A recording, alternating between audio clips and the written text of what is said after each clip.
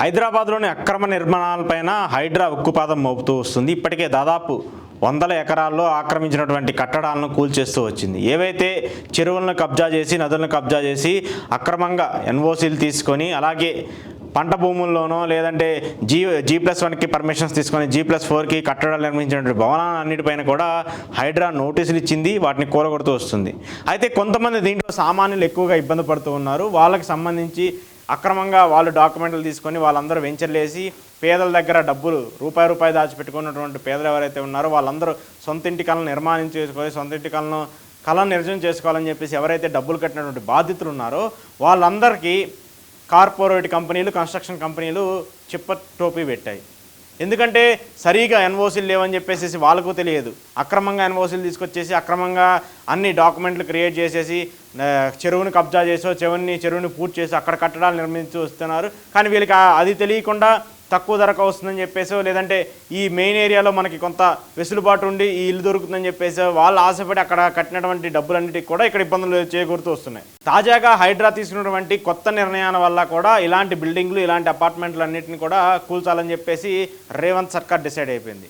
దీని వెనకాల ఎవరున్నప్పటికీ రాజకీయ నేతలకు సంబంధించిన ఇల్లైనా సెలబ్రిటీలకు సంబంధించిన ఇల్లైనా పేదలకు సంబంధించిన ఎవరైనా సరే వాళ్ళందరికీ సంబంధించిన వాటి అన్నింటినీ కూల్చేయాలని చెప్పేసి కూడా రేవంత్ రెడ్డి సర్కారు డిసైడ్ అయిపోయి వాళ్ళందరికీ నోటీసులు ఇచ్చేస్తుంది. నోటీసులు ఇచ్చిన తర్వాత ఒక 10 రోజులు 15 రోజులు సమయం ఇచ్చిన తర్వాత వాళ్ళు సరైన వివరణ ఇవ్వకపోతే వాటన్నిటినీ పక్కాగా కూల్చేస్తామని చెప్పేసి చెప్తూ వస్తున్నారు. అలాగే హైడ్రా కూడా చర్యలు తీసుకుంటూ వస్తుంది.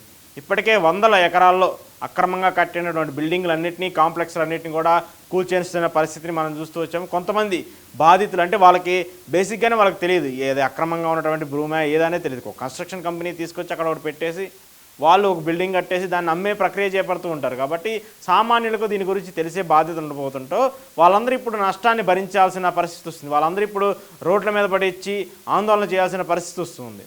సో అయితే దీనికి సంబంధించి హైడ్రా ఒక కొత్త జీవోని తీసుకొచ్చింది. దాంతోపాటు ప్రభుత్వం కూడా ఒక కీలక నిర్ణయం తీసుకుంది ఈ హైడ్రాకి సంబంధించి. అయితే ఏంటి ఆ హైడ్రాకి సంబంధించి తీసుకున్నటువంటి కీలక నిర్ణయం ఏంటంటే హైడ్రా ఎన్ఓసి ఇస్తేనే నిర్మాణాలు చెరువులు నాలాల సమీపంలోని భవనాలకు అనుమతులు తప్పనిసరి. అక్రమంగా నిర్మిస్తే ఇంటి నెంబరు నల్లా విద్యుత్ కనెక్షన్లు రానట్టే. ఈ మేరకు భవన నిర్మాణ నిబంధనల సవరణపై కసరత్తు. భవన నిర్మాణ అనుమతుల ప్రక్రియలో హైడ్రా కూడా భాగస్వామ్యం కానుంది. Hyderabad disaster response and asset protection కింద ఖచ్చితంగా ధృవీకరణ పత్రం తీసుకోవాలని చెప్పేసి చెప్తూ వస్తుంది. చెరువులు నాలాలకు సమీపంలో నిర్మించే నివాస వాణిజ్య సముదాయాలకు హైడ్రా ఎన్ఓసి తప్పనిసరి చేయాలని చెప్పేసి ప్రభుత్వం నిర్ణయించినట్టు విశ్వసనీయ సమాచారం. ఒకవేళ అక్రమంగా నిర్మాణాలు చేపడితే ఆయా భవనాలకు ఇంటి నెంబరు నల్లా విద్యుత్ కనెక్షన్ మంజూరు చేయరు. ఈ మేరకు భవన నిర్మాణ నిబంధనల చట్ట సవరణపై పురపాలక శాఖ కసరత్తు చేస్తుంది. ఇది అమలులోకి వస్తే గ్రేటర్ హైదరాబాద్లోని గృహ కొనుగోలుదారులకు భరోసా కలుగుతుందని చెప్పేసి స్థిరాస్తి రంగం నిపుణులు చెబుతున్నారు. అంటే ఏదైతే గతంలో ఏమంటే గవర్నమెంట్కి సంబంధించి కేవలం హైడ్రాకి సంబంధించి పర్మిషన్ అవసరం లేకుండా ఉండాల్సిన అవసరం ఉంది. అంటే డైరెక్ట్గా వాళ్ళు ఏంటి రెరాకి సంబంధించిన పర్మిషన్స్ కానివ్వండి లేదంటే ఆ ఏరియాకి సంబంధించి మున్సిపాలిటీలోకి వెళ్ళి కన్స్ట్రక్షన్ చేసుకోవడానికి అక్కడ ఉన్నటువంటి పర్మిషన్స్ అంటే అక్కడ ఆ ఏరియాకి నిబంధనలు అనుగుణంగా అక్కడ G+1 నిర్వహించాలా లేదంటే G+5 కట్టుకోవాలా లేదంటే G+10 కట్టుకోవాలని చెప్పేసి కొన్ని పర్మిషన్స్ ఉంటాయి, కొన్ని లిమిటేషన్స్ ఉంటాయి.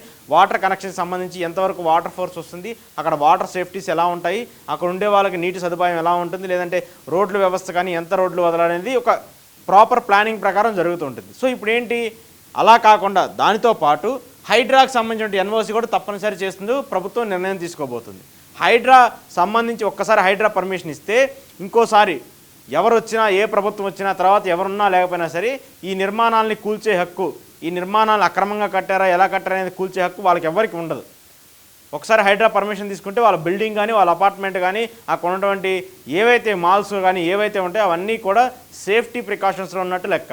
దానికి అనుగుణంగానే కొత్త ప్రభుత్వం అంటే రేవంత్ సర్కార్ ఈ నిర్ణయం తీసుకోబోతున్నట్టు అర్థమవుతుంది. ఎలాగైతే హైడ్రాని తీసుకొచ్చేసి అక్రమ కట్టడాలను ఎలాగైతే కూల్చేస్తున్నారో అలాగే ఆ హైడ్రా వల్ల కూడా కొంత సేఫ్టీ ప్రికాషన్స్ ఇవ్వాలని చెప్పేసి ప్రజలకి భావిస్తున్నట్టు రేవంత్ సర్కార్ చెప్తుంది. అయితే గతంలో ఏదైతే రెరా తీసుకొచ్చారో దానికి అనుగుణంగానే ఇప్పుడు ఇలాంటి హైడ్రాని కూడా తీసుకురాబోతున్నట్టు కూడా చెప్తున్నారు. అంటే రెరాకి సంబంధించి తీసుకుంటే real estate regulation and development act కంటే ముందు డెవలపర్లు నిర్మాణ అనుమతులు రాకముందే అబద్ధపు హామీలతో ముందుగానే విక్రయించేసేవారు.